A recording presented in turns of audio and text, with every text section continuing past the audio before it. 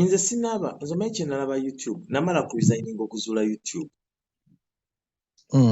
bwe na resigning akaseera ako nga company emaze okukola gundi yaabwe omwezi gwabwe kati ogwo omwezi gwe bakansolingiramu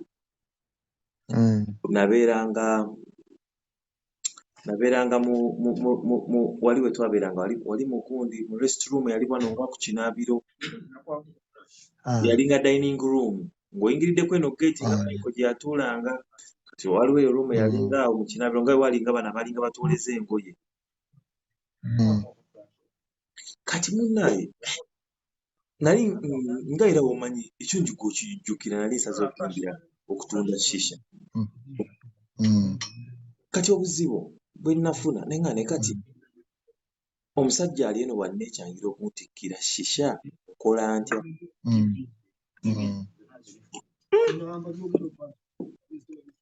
engamba negoba gunsunye wajjukira mbasina kutuma kwe kudda ku YouTube nali ndaba engeri gye waliwo wifi nali ndaba gundi ka interview Fox News mpaako bankwe ku kimukwano ndi munaidika gundi wano njakasonga kati nali ndaba Fox News ey'omu America ne bandika ka YouTube bakayita Joe Rogan kati Mr Beast yamuyita nako gayo oli yali akola miliyoni 5 eza dola okuva ku YouTube naye nga n'omukazi asoma amawulire kyamwewuunyisa n'agamba yiyi lwaki tonyamba n'onjigiriza engeri y'abantu gye basobola okunfolowinga ku YouTube naye ng'asoma amawulire abeera ku TV buli lunaku naye nga gayo bakola atya miliyoni 5 ku YouTube n'endowoozaamu ebirooto bye mbadde nnina e Uganda nga ddala biggwera miliyoni 5 gwe mutwalo nga gumu kitundu ogwa doola omusajja akola miliyoni 5 naye nga naye oba ebirooto byange naye nga kati ddala ebirooto byange bitono nnyo so kubanga ndoota kukola omutwalo gumu kitundu naye ng'ono omwana akola obukozi ku vidiyo asobola okukola miliyoni 5 omutwe kwe kuzuukuka ne ngamba gwe ensi erina engeri endala gyesobola okukolamu ssente nga tobonaabona nnyo nentandika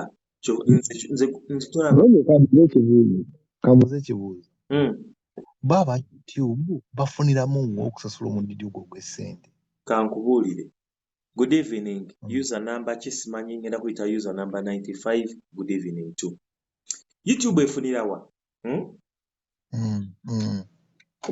buli bw'olaba video nga tolina YouTube premium video oboja mujjamu akalango kituufu oshegera oba ka game kusinziira ku bintu bye badde ogera osaakinga ku bwe bulamu batera okukuleetera obadde onoonyereza nnyo ku ngoye ogenda okulaba kuleetera website etunda engoye bw'obadde onoonyereza nnyo ku mmotoka ogenda okulaba kuleetera obulango bw'emmotoka gye basobola osigula kati badvertiser YouTube erina badvertiser bangi abagula obulanga abasasula balangire ku YouTube ofuna bakasitoma kati ku bulanga obwo yo kwejja ssente ne mugabana kitege content wo ye tetaddekoza content ekusasula emaze kukola ssente ze views katulina kye tuyita RPM revenue per mile kwesinzira era okusinziira ne ku features nti abantu akola video ng'eyogera ku ssente tafukize zimu comedian ekyo nkibadde nkimanyi asobola okuba ng'ono ayogera ku video ekola ssente afuna views ntono naye nga takola ssente gwe ayogera comedian ng'akusinga ssente kituufu omuntu ayogera ku insurance fitness abo bafuna ssente njawulo ekyo nkimanyi my goal was that my like omanyi if there is something that ekisobola okungaggawaza it is YouTube okimanyi nti Uganda teri munnayuganda yakozeko etekinologi YouTube channel bonna bali mu comedy entertainment bonna kyanze yange walizimu Ante yo najirabe yanjawulo, it's different from others. Because era nino ne channel endala era ojja kunoonya channel gye bayita Munyonyo Boxing Club. Eyo ya fitness era nayo kati ngizimba ya fitness. Nkitegedde era tujja njala gizimba ate ne ku ground wano ngikolere program zaayo because fitness talina gy'alaga. Nkitegedde abantu bagenda kunyumirwa fitness, abantu abanene balya, abatono baagala ossala, abatono baagala ogejja. They will always be the omuyimbi afuna kye kimu ne comedian. Omuyimbi ne comedian wona bateka mu gundi yemu entertainment. Because bali mu entertainment. Ate tours and travel. Aba travels baleke nabo. Aba Wodemaya. Wodemaya. Aba travel baleke basasulwa bulungi. Because company nyingi nnyo eziranga mu travel. Kati kankuwa example, comedian ki abalanga mu travel? Bayimbi bameka abatekayo limba lwabwe n'agula YouTube ads za boosting. But aluteekayo naye yagala abantu balwesubye Luganda. Mugende ku YouTube yange mulabe oluyimba lwange. Naye zino company insurance, finance, fitness, travel, science, technology, children. Ezo channel zireke senga. Waliwo channel zosobola okutumya sente zezikola n'olya n'ennaku. Nze maze emyaka emeka? Myaka 3 something ndya sente za YouTube. So my system is already set up. Ze neetaaga kintu ekyo kufuna channel kati zikola sente zimala. Era ndi mu kupatana lwengana abasajja Abamerika abo balina art gwe njagala okubayigako. Waliwo abaana bakola emitwalo 2-3 buli mwezi ku YouTube. Ono Faruku Sakozo olowooza ali ayimiridde atya? Ate ayimiridde atya wano mukuzuulira sente zaako. YouTube kye bakweka sente z'okola. Gospel Live. Is it Gospel Live? Kamukuleetere sente z'akola Gospel Live.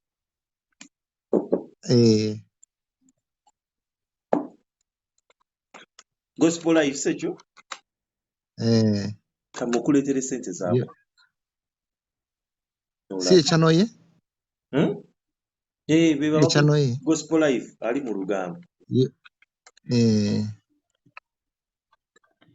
Kanji gugulinge wano. Gospel Live. Okay, yino njiraba. Alina emitwalo 16 gy'aba subscribers. Ono meya yakoze milioni 3.5 eza views sebo. Kambikulage wa. Muli. Seba aba akoze ku sente. Milioni 3.5 eza views aba akoze ku sente. Atambuda America. Gospel Live.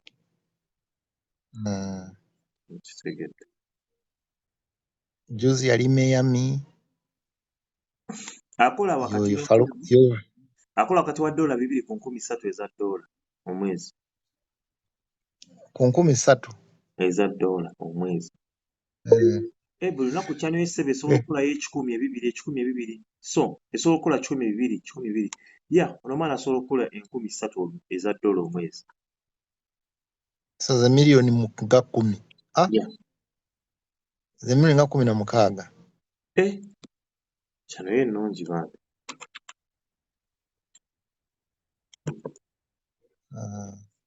Katubalimu 3,000 3,750 kuba nakyusiza dola emabega. Asobola okukola milioni ze 11.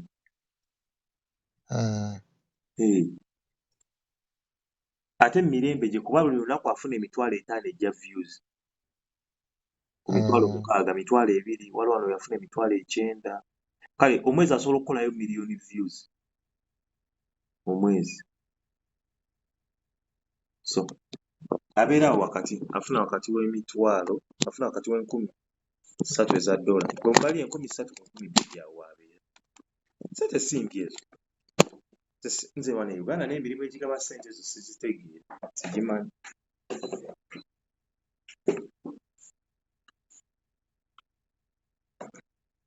okitegeera ssebo.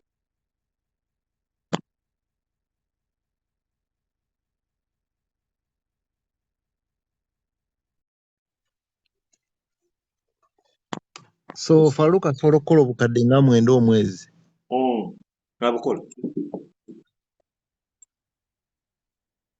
Kyova olaba tava America kuba yafuna visa. Anti jjukira visa ya America tebakuwa basobola okukuwa emyaka Ya myezi. si myezi. Visa ya America bakuwera ddala myaka. Naye nga toli mutuuze. Nanti nga toli mutuuze bakuwa emyaka naye ng'olina okufulumamu oluvannyuma lw'emyezi. Bakuwa olukusa okufulumamu oluvannyuma lw'emyezi 6 ng'ofulumamukko n'odda. N'omaana okwo. Tebakyagamba nti osaba emyezi, nti osaba America n'osaba emyezi 3 bakuwa emyaka nga 3. Naye nga tokkirizibwa kubeerayo Myaka 3 myezi 6. Olina kufulumamu no. Olina okufulumamukko n'odda. Fulumamukko n'odda. Bw'otyo. Nali nkiwuliddeko bakuteekako conditions nti olina okufulumamu oluvannyuma lw'emyezi 6. Nga bw'olaba ebyo bano abaana bakola visa change kati bye baba bataddeko. Okitegedde nti okola kati visa change simanya waliwo olusooka ofulume tesobola kukolera wali munda wennyini. Fulumamukko malodde tukuwe tewali ttampa. Fuluma odde tukuwe. Kitegeera. So situation bwetyo bweri. Naye nga nze I'm telling you kale nze kyentuna obuzibu bwa YouTube it is long term. Mu luzungu bakiyita snowball effect nti ejja ekula mpola bweti nga bwegata ku kinnaayo.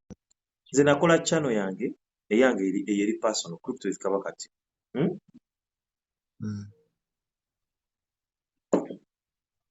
Subscribe nintandika mpola. Ndi mu basubscriber 700. Mbulayo just nga 2 mu something okweza emmeka 1000. Because YouTube etandika okusasula ku ssente me. YouTube etandika okusasula ng'owezezza abasubscribers bameka? 1000. Ono 1000. Ono 1000 bo bakwetaaza. Naye bakwetaaza kye bayita watch time. Ya meka? 4000 hours gye mitwalo 40 views mu ddakiika.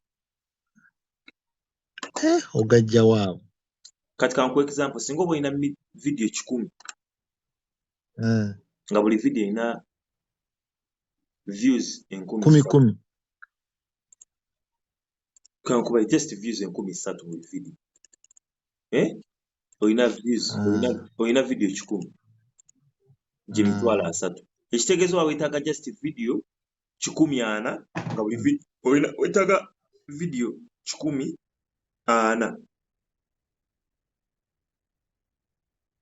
nga buli video erina 3,000 eza views. Oba omaze okutuukiriza ekintu ekyo. Nejjukira mu video zonna mubeeramu high performance. Freedom fighter, I see your message but I will respond to it kamalize mukanda wange. Okay. Nti mu video zonna mubamu ezikuba. Mu video egenda okuba 1,000, mu video egenda okuba 2. Mu video egenda okuba 1, mu video ejja okuba 10,000. Okitegeera? Kati the game is nti bagamba first YouTube okugikola obulungi. Osaana n'obeera nga olina ku uploadinga every day for 30 days.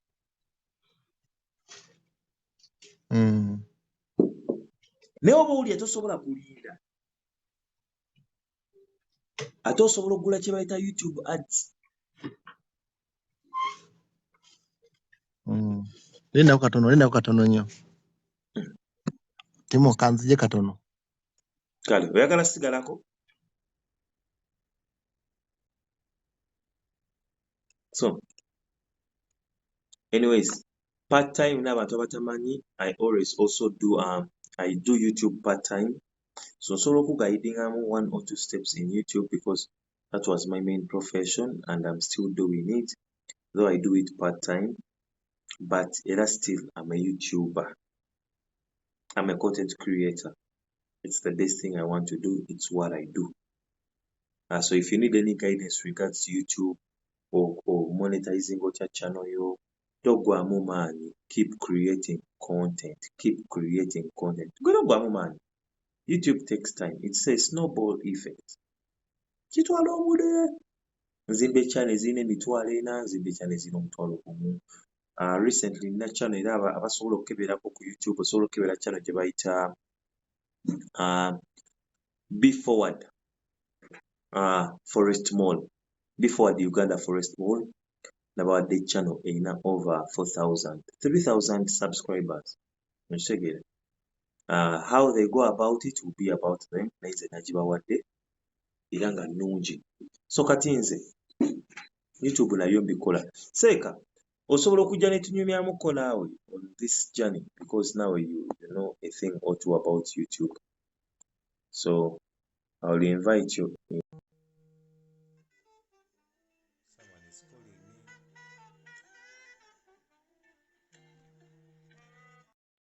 Someone is calling me and these people are not serious. Abantu bakulaba ng'oli ku live and then they call. Oba baaki. Seriously? Say come on, nze kankuyite wamosoko gye tunyumye.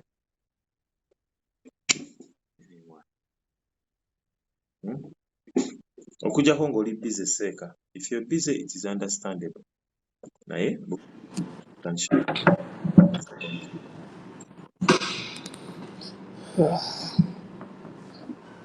naye nga kiri kitya? Kirya process.